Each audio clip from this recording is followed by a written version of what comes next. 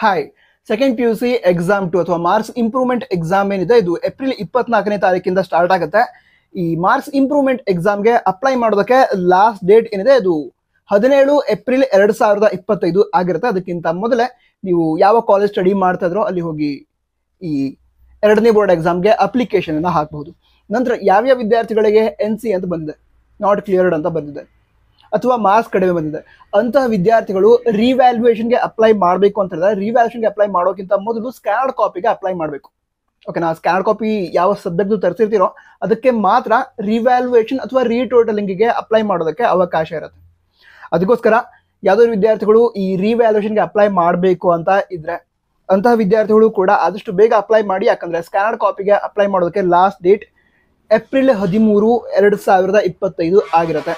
ಅಂದ್ರೆ ನಾಳನೇ last date. ಅದಕ್ಕಿಂತ ಮೊದಲೇ ಈ ಸ್ಕ್ಯಾನ್ಡ್ ಕಾಪಿಗೆ ಅಪ್ಲೈ ಮಾಡಬೇಕು. ನಂತರ ಯಾವುದಾದ್ರು ವಿದ್ಯಾರ್ಥಿಗಳು ನಾವೀಗ ರಿವ್ಯಾಲ್ಯೂಷನ್ಗೂ ಕೂಡ ಅಪ್ಲೈ ಮಾಡಬೇಕು ಅಂತಿದ್ದೀವಿ, ಹಾಗೆ ಈ ಮಾರ್ಕ್ಸ್ ಇಂಪ್ರೂವ್ಮೆಂಟ್ ಎಕ್ಸಾಮ್ಗೂ ಅಪ್ಲೈ ಮಾಡಬೇಕು ಅಂತ ಹೇಳಿದ್ರೆ ಎರಡಕ್ಕೂ ಅಪ್ಲೈ ಮಾಡಬಹುದು, ಎರಡಕ್ಕೂ ಅಪ್ಲೈ ಮಾಡಿ. ಓಕೆ, ನಂತರ ಇದಿಷ್ಟು ವಿಷಯ ಆಗಿತ್ತು. ಬೇರೆ ಡೌಟ್ ಇದ್ರೆ ಕನ್ನಡ ತಿಳಿಸಿ. All the best. ಜೈ ಹಿಂದ್, ವಂದೇ ಮಾತರಂ.